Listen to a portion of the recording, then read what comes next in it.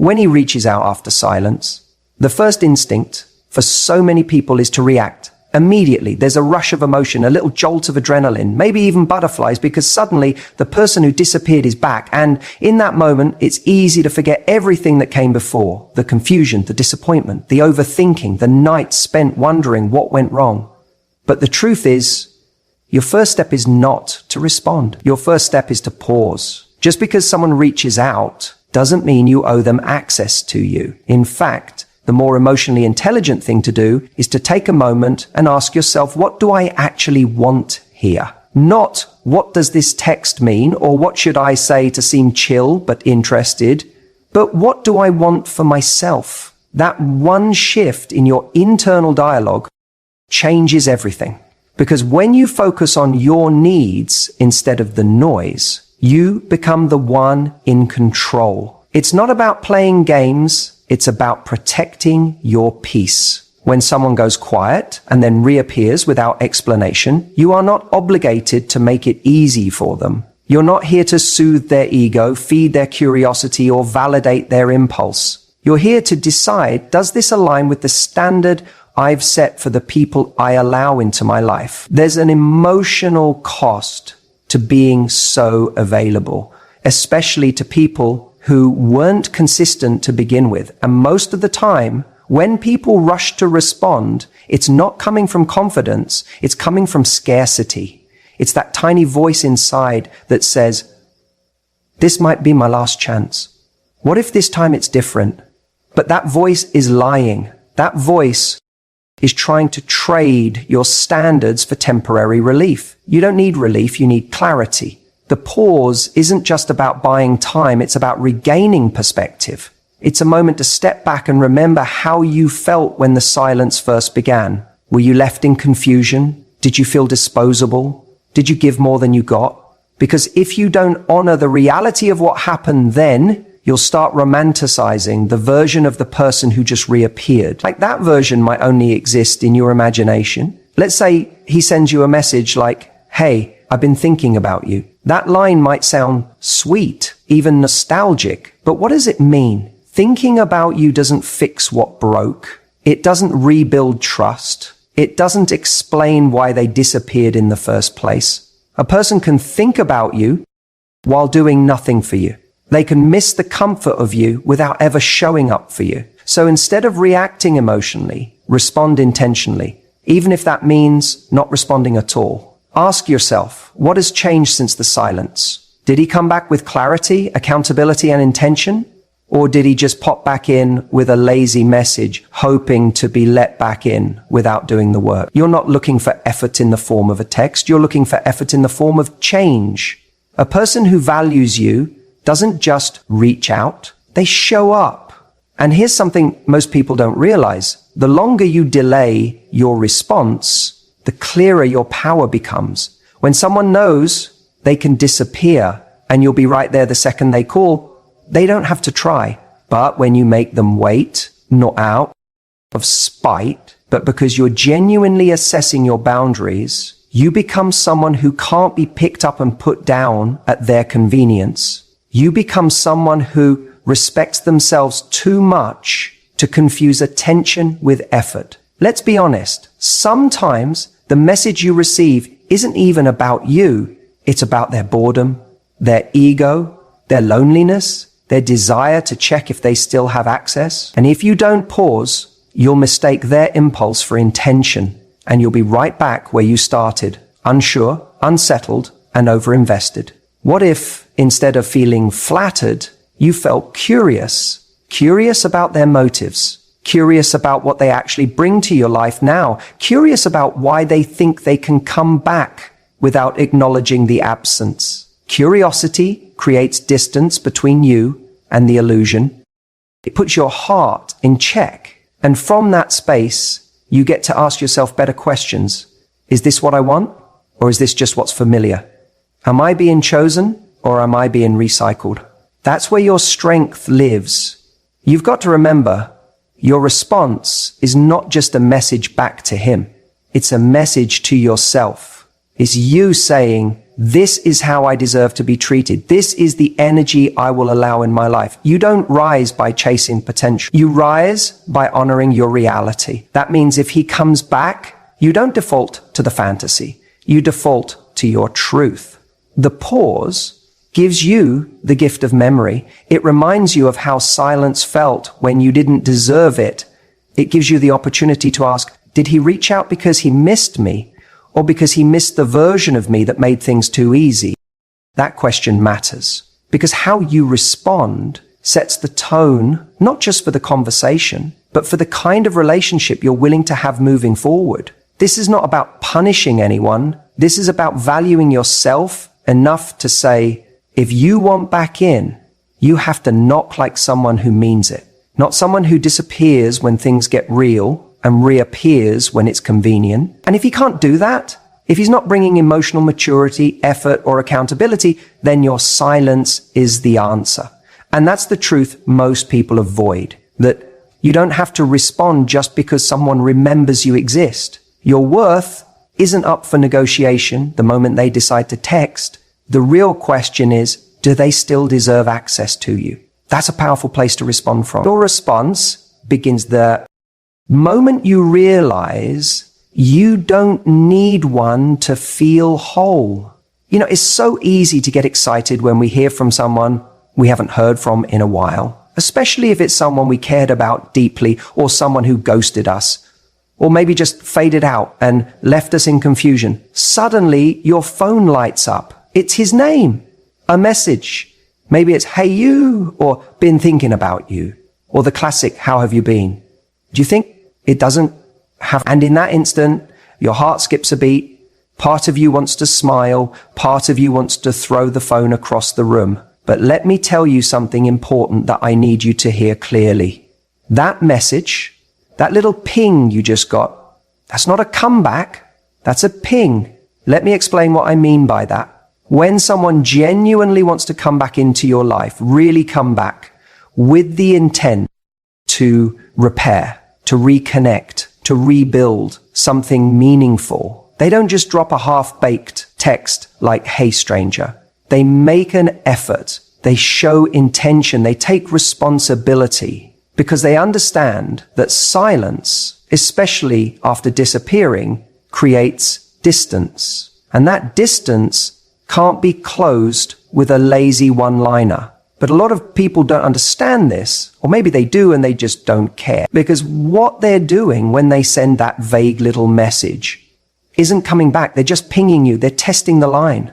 It's the emotional equivalent of tossing a pebble into the water to see if it makes a ripple. They want to know, are you still there? Are you still accessible to me? They're not necessarily saying, I want to invest in this again, or I'm ready to be serious, or I've realized your worth. No, they're saying, I'm bored. I'm lonely. I'm curious. I wonder if you're still available to me. And here's the trap. Because you missed them. Maybe you still have feelings. Maybe there was no real closure. So when that ping lands, your heart jumps and your mind starts spinning stories. Maybe he's realized what he lost. Maybe he's finally grown up. Maybe this is the beginning of something real. But more often than not, that ping leads nowhere. Because the person who sent it had no plan, no commitment, just a moment of nostalgia or ego or convenience.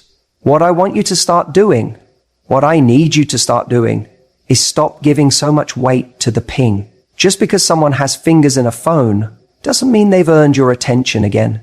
We live in a world where reaching out is effortless. People can slide into your DMs, fire off a text, send a voice note, and feel like they've made some grand gesture. But that's not effort. That's not pursuit. That's not a sign of growth or change. That's just activity. Don't confuse activity with intention. The real question isn't, did he reach out? The real question is, what does his message mean? And more importantly, what does it mean to me? Because unless that message comes with clarity, accountability, and a genuine desire to move things forward, it's just noise. It's emotional spam. And you don't need to respond to spam. You filter it, you block it, you move on. Now, I know that's easier said than done, because when someone you care about reappears, even if it's just a blip on your screen, it stirs things up. You remember the good times, you feel a glimmer of hope. But I want you to stay grounded. Ask yourself, what has he really said here? If all he's offered is a vague opener, don't rush to fill in the blanks. Don't start writing a romantic novel in your head based on a single shallow sentence. Make him work for it. Make him show up. Because if someone truly values you, they'll want to remove the ambiguity. They'll want to earn back your trust, not just your time. And let me be clear, your worth isn't measured by who texts you. It's measured by how you respond. Anyone can say, I miss you. Anyone can send a 2 a.m. you up message. That's not connection, that's access. And there's a big difference between someone wanting to connect with you and someone wanting access to you. When someone reaches out after silence, they should be stepping up, not just popping in. Well, what do? How do you respond? First, take a breath. Don't get swept away in emotion. You don't owe anyone an instant reply. In fact, that pause, that space, is powerful. It gives you time to ask the right questions. What do I actually want here? What pattern has this person shown me before? Does this feel like genuine interest or just a lazy attempt to reopen a door they walked away from? Be honest with yourself. If you do choose to respond, do it from a place of calm confidence, not need. You're not trying to win them back. You're not trying to impress. You're just communicating. Simple, direct, self-respecting. Something like, hey, it's been a while. What made you reach out? That one sentence, it puts the ball back in their court. It tells them, I see you, but if you want access to me again, you're going to have to show me why. And that's exactly the kind of energy you want to hold. You're not punishing them. You're not playing games. You're setting a tone. You're setting a standard. Because if someone wants a place in your life, they should be willing to meet you at your level, not pull you down to theirs. And if their response to that is vague, if they dance around the question or dodge it or throw out more fluff, you've got your answer. They're not here for something real. They're here for a hit of attention. And you don't need to supply that. Look, you're allowed to care. You're allowed to feel. You're allowed to miss someone. But don't let missing them override what you know. A ping is not a plan. A message is not momentum. Connection requires more than curiosity. And if someone wants to come back into your life, they need to prove through consistent action they're worth letting back in. Remember, a message is not a comeback. It's just a ping. Let's talk about something really important when it comes to hearing from someone after they've gone quiet. Something that trips so many people up. It's the idea of matching energy, not emotion. Now, what does that actually mean? When someone you've been talking to suddenly pulls back, disappears, or just goes radio silent for a while, and then out of nowhere, ping, they reach out again, it can trigger a rush of emotions. You might feel excited, confused, even a little hopeful. And if you had strong feelings for them, it's so easy to let those emotions take the wheel. You start replaying old memories in your head. You think about the connection you used to have, the laughs, the chemistry, the way things felt when they were at their best. That emotional history gets reactivated the second you see their name light up your phone. And all of a sudden, you're not responding to this message. They barely said, hey, you're responding to everything you wish this message meant. But here's the problem. That's not how attraction is built. That's how people end up chasing illusions. Responding with your emotions, especially those rooted in the past, means you're showing up with energy that doesn't reflect what's actually happening right now. It's like walking into a negotiation and giving everything away up front because you're thinking about how good the deal used to be, not how it is today. So when he reaches out after silence, your job isn't to meet him with nostalgia.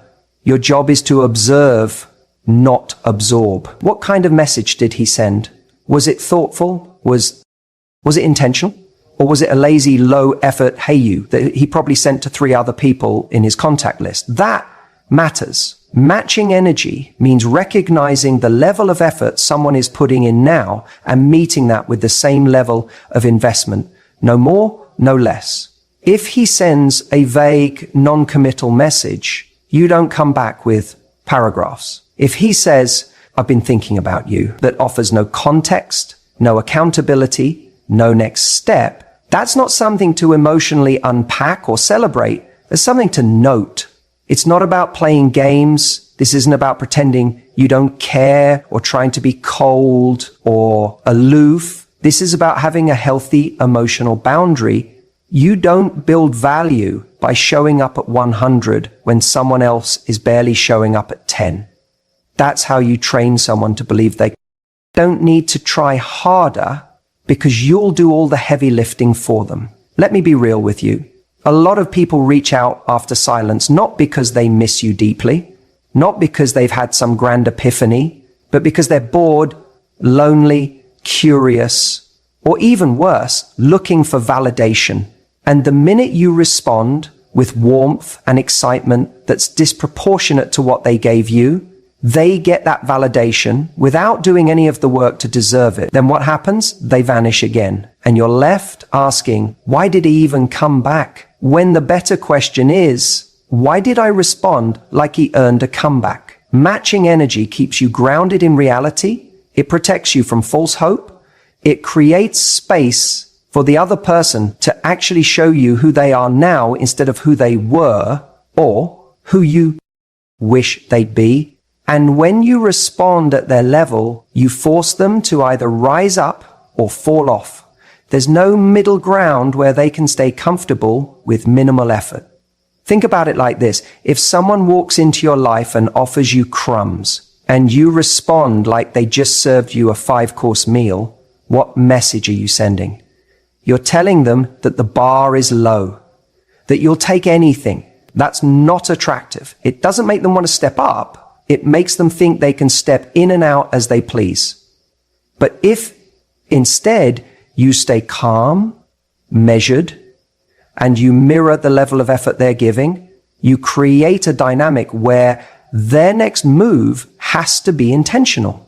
Because now they know they don't get to skip the line just because they've been here before. And here's the best part. When you operate from that place, you feel powerful. Not because you're playing hard to get, but because you are hard to get for the wrong people. You know your worth. You know your time is precious. You know your heart deserves consistency, not confusion. So the next time someone reappears after ghosting or disappearing, don't get swept away in the history. Don't let the nostalgia do the talking. Look at what they're actually bringing to the table right now. Is it vague? Is it lazy? Is it safe for them, but risky for you? Then match that. Not with coldness, but with clarity. Not with pettiness, but with poise. You don't need to chase anyone who left you confused. If they want another chance, let them earn their way back in. And if they're not willing to, that's not your loss. That's your filter working. Silence after inconsistency isn't rejection. It's redirection. You may miss him.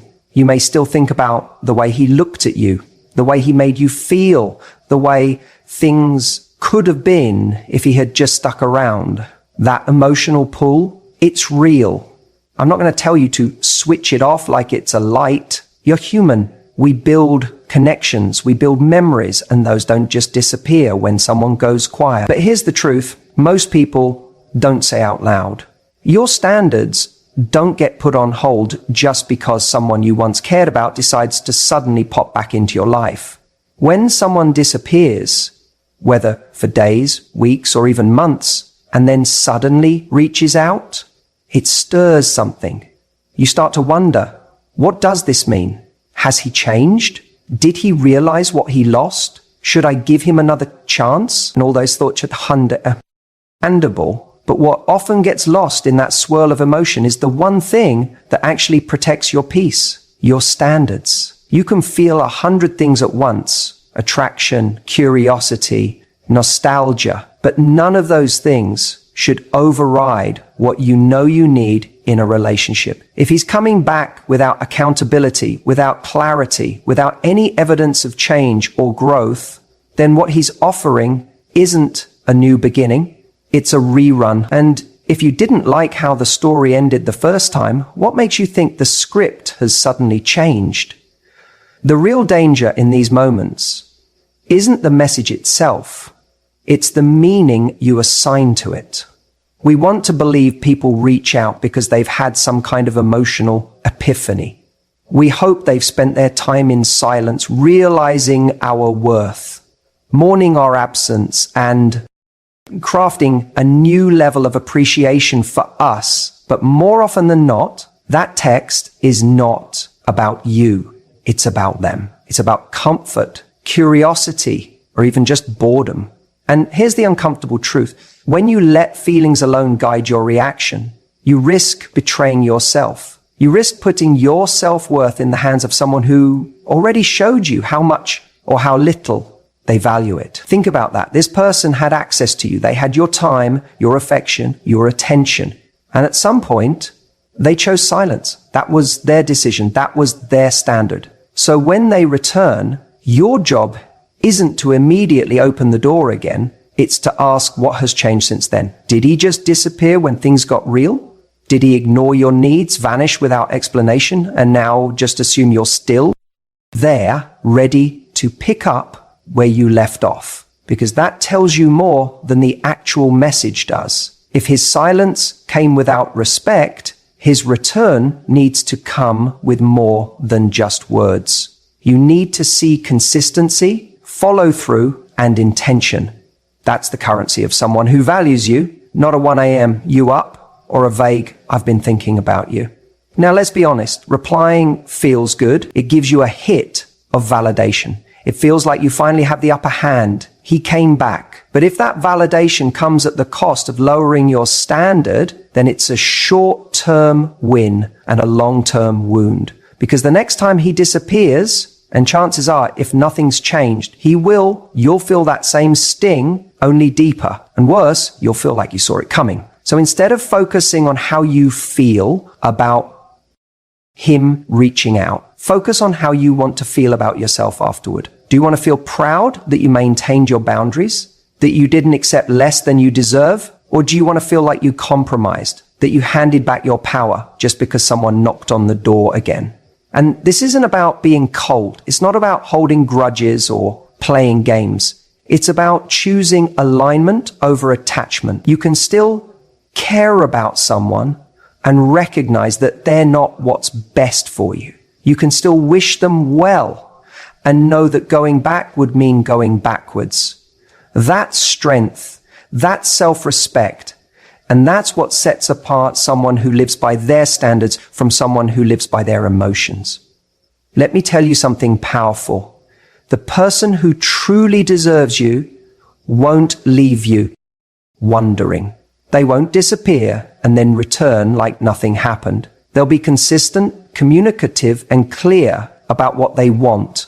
And if someone isn't giving you that, then no amount of history, chemistry, or romantic fantasy is worth sacrificing your peace. So the next time he reaches out after silence, remember this. Your emotions are valid, but your standards are vital. If you do choose to respond, remember this. Set the tone. Don't fall into the trap of thinking you have to tiptoe around him just because he's finally reached out. Too many people, when someone comes back after a long silence, reply in a way that communicates gratitude rather than clarity.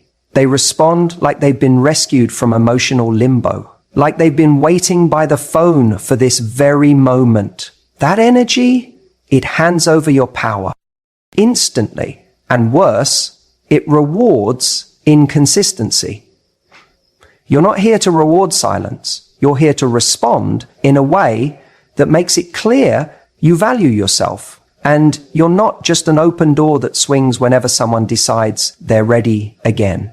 That doesn't mean being cold or dismissive, but it does mean that the tone of your message communicates who you are now not who you were when he disappeared. When someone comes back after disappearing, it's easy to get swept up in the relief or the nostalgia or even the hope that maybe this time it will be different. But none of those emotions should write your reply for you. Your reply should come from strength, not longing, from awareness, not wishful thinking. So how do you do that? You set the tone with calm curiosity, not emotional investment. A simple message like, hey, it's been a while. What made you reach out? Huh? That's it. You're not biting. You're not throwing your heart onto the table. You're flipping the script and making him show his hand. You're not playing games. You're just not doing the emotional heavy lifting anymore. The reason that line is so powerful is because it does two things. First, it acknowledges that time has passed, that this isn't just picking up where you left off, that silence meant something, that time changed things. It puts the ball in his court. It makes him accountable for showing his intention. If he replies with something vague like just thinking about you or just wanted to say hi, that tells you everything you need to know, because real intention has weight. Real interest has a plan, and someone who wants back into your life shows up with purpose, not just nostalgia. When you respond with calm clarity, you shift the entire dynamic. You're not the one waiting for a sign of interest anymore. You're evaluating whether the person reaching out deserves a place in your life now. And that's an entirely different energy. You're no longer saying, oh my God, he texted me. You're saying, let's see what this actually means. And don't think for a second that this calm tone goes unnoticed. A confident woman who doesn't over-explain, doesn't gush, doesn't emotionally flood the conversation after silence, that's magnetic. That makes someone stop and think, wait, she's not jumping at this. She's not impressed just because I messaged. That tells him you're not waiting, you're living. That tells him you're not the same woman he left months ago, that maybe, just maybe, he has to earn the chance to speak to you again. Here's what happens when you don't set the tone. The moment he messages you, you reply quickly, enthusiastically, maybe even emotionally. You ask how he's been. You tell him you've missed him. You create a safe, welcoming space with no friction. And while that might feel like a kind thing to do, it unintentionally says, there are no consequences for disappearing. You can come and go as you please. But when you do set the tone, you give him a different message. You say, I'm open to hearing what you have to say, but I'm not going to emotionally invest until I know you're showing up in a real way. That changes everything. Because now it's not about him choosing you again. It's about you deciding whether his presence adds value to your life anymore. It's subtle but powerful. And it's especially important because, let's be honest, some people come back for the wrong reasons. Loneliness, boredom, ego, a temporary sense of nostalgia. And if your tone says, welcome back, I've been waiting, then you risk letting someone back in who hasn't actually changed, who hasn't done the work, who isn't ready to meet you where you are. But if your tone says, talk to me, show me who you are now, then you get clarity fast.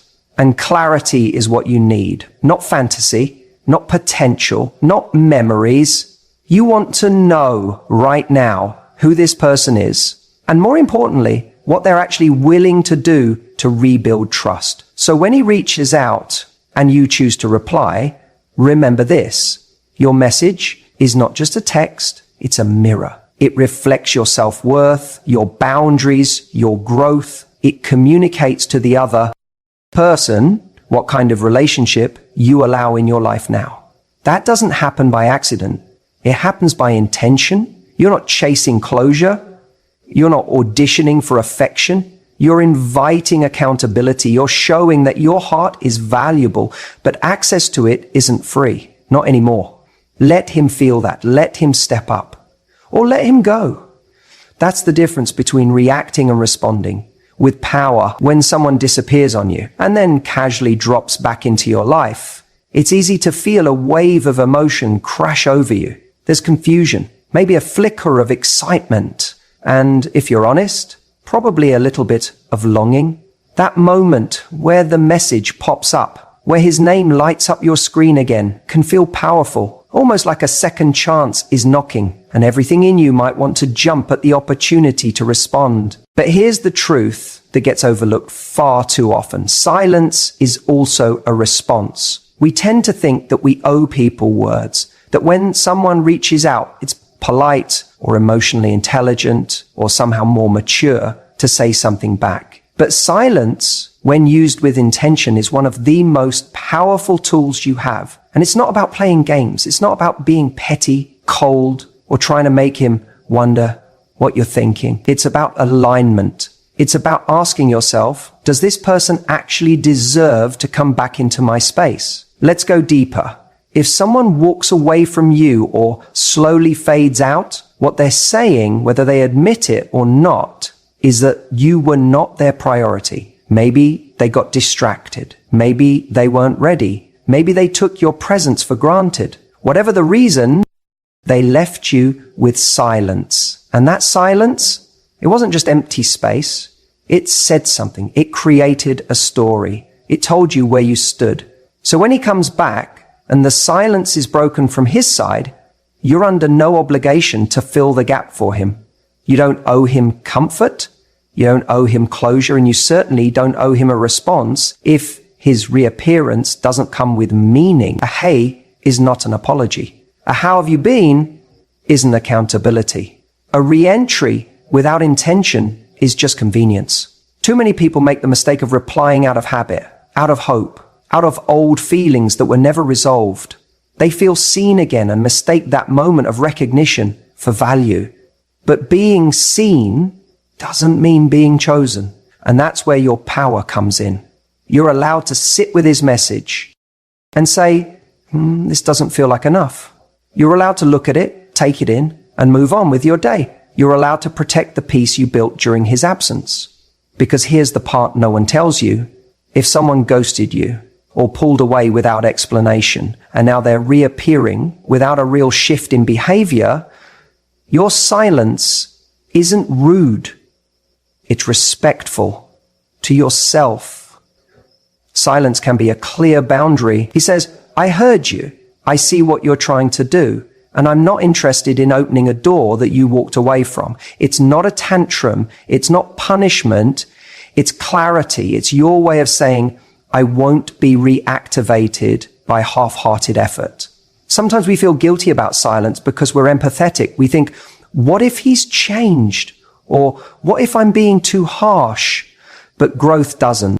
Be a clarity. A man who's really grown won't be discouraged by a pause. If he's serious, if he truly understands the weight of his past silence, he won't be scared off by yours. He'll reach again with intention, with presence, with respect. And if he doesn't, that tells you everything. Think about it. If the silence you're giving him causes him to disappear again, how committed was he really? You don't want to build your emotional world on someone who can't withstand one quiet moment. You want someone who doesn't just come back, but comes correct, who knows what it means to lose you and puts in the effort not to let that happen again. Let me say something else that might hit a nerve, but it's the truth.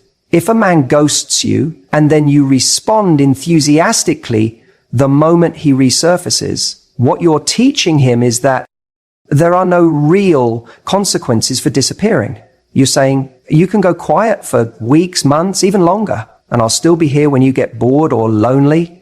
And that's not love. That's not connection. That's conditioning. You teach people how to treat you by what you tolerate. And silence is one of the strongest ways to say, I don't tolerate half effort. I don't entertain low standards.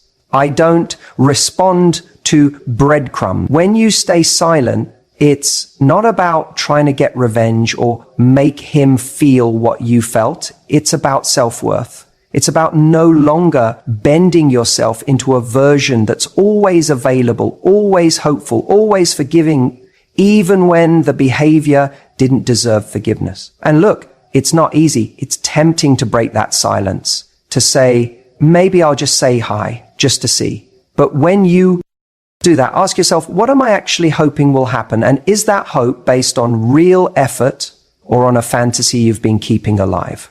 When he reaches out after silence, your silence in return is the clearest mirror you can hold up to his behavior. It reflects who he really is in that moment.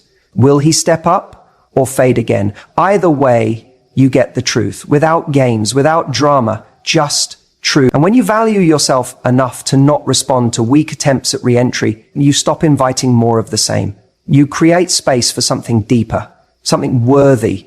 You show the universe and yourself that you're no longer available for anything that doesn't match the love and respect you're willing to give. So don't be afraid to say nothing. Sometimes the strongest message is the one you never send.